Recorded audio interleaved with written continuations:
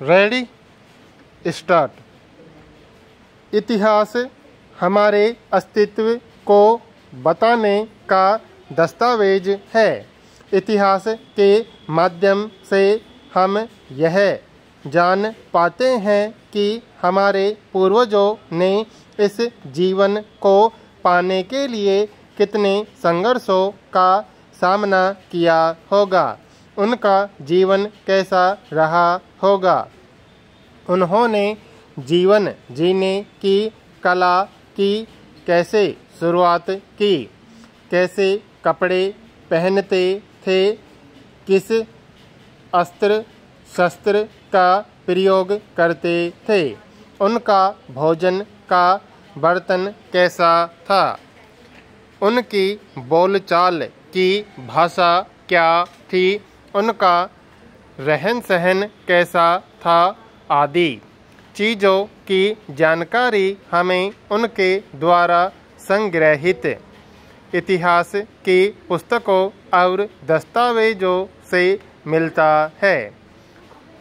यह हमें यह बताता है कि हमारे मनुष्य जीवन का उद्भव कैसे हुआ। यह हमें जीवन के रीत प्रेत के संगतों से जोड़ता है, यानी इतिहास हमारे उस दर्पण की भांति कार्य करता है जिसमें का हमारे प्रत्यक्ष का अनुभव होता है, और इस प्रत्यक्ष के अनुभव को उतार कर हम सभी अपने जीवन को जीने का प्रयास करते हैं। पैरा यह हम सभी का मार्गदर्शक बनकर इस जीवन की प्रत्येक गतिविधि, चेतावनी, जरूरत, भटकाव, मनुष्य की मनुष्यता और सद्बुद्धि का केंद्र बनकर हमारे इर्द गिर्द सुरक्षा कवच की भांति हर समय विद्यमान है।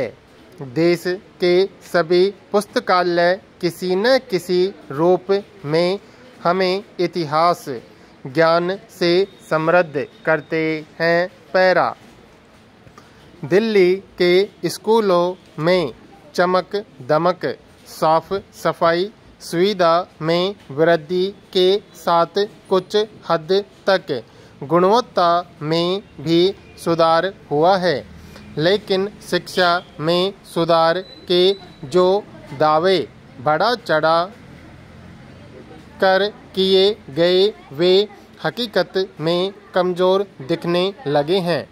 दावा और हकीकत में उल्लेख है कि दिल्ली के स्कूल में ही छात्रों का यौन उत्पीड़न होना और जानबूझकर संस्था प्रधान द्वारा जानकारी को छिपाना स्वयमेव अनैतिक कृत्य को ही सह देना है। एक स्कूल शिक्षिका द्वारा भी छात्रों पर धार्मिक लिहाज से अपमानजनक और सांप्रदायिक टिप्पणी करना भी स्पष्ट करता है कि वादे और हकीकत में अंतर है। गौरतलब है कि सरकारी स्कूल कुछ मामलों में निजी स्कूलों से बेहतर दिखते हैं, लेकिन शैक्षणिक माहौल की सूचिता के साथ और अन्य आवश्यक सुधार की भी ज़रूरत है ताकि संस्कृति के साथ गुणवत्ता में क्षरण भी न हो सके। पैरा हाल ही में देश की सर्वोच्च अदालत ने साइबर अपराधों पर गहरी चिंता व्यक्त की। साइबर अपराधियों के हौसले कितने बुलंद हैं, यह इस बात से ही पता चल जाता है कि हर माह आम जनता के साथ साथ पढ़े लिखे वर्ग के उच्च अधिकारियों को भी ये अपराधी करोड़ों रुपए का चूना लगा रहे हैं। देश के कुछ इलाके तो साइबर अपराध के प्रशिक्षित अड्डे बन गए हैं। इन अपराधियों के घर सभी आरामदायक सुविधाएं होती हैं। कमाई का सबसे सस्ता सौदा इन्हें यही दिखाता है। पुलिस बड़ी मुश्किल से इनके घरों पर छापे मारकर कई दिन इनकी तलाश करती है। कभी पकड़ में आने पर ऐसे लोगों को कई बार जमानत भी मिल जाती है। न जाने कितनी ही संस्थाओं, बैंकों, सरकारी विभागों और एम्स जैसे प्रतिष्ठित संस्थाओं के फर्जी वेबसाइट ये बना चुके हैं। ऐसा लगता है कि कानून का डर इनके दिमाग से उतर चुका है।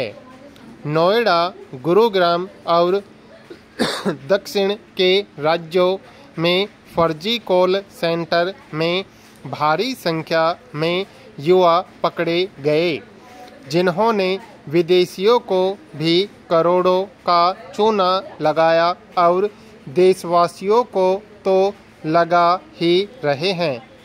समय आ गया है कि सुप्रीम कोर्ट स्वतः संज्ञान लेकर साइबर अपराधों को रोकने के लिए दिशा निर्देश जारी करे और साइबर अपराध में लिप्त अपराधियों पर कड़ी कार्रवाई करने के लिए ठोस कदम उठाए।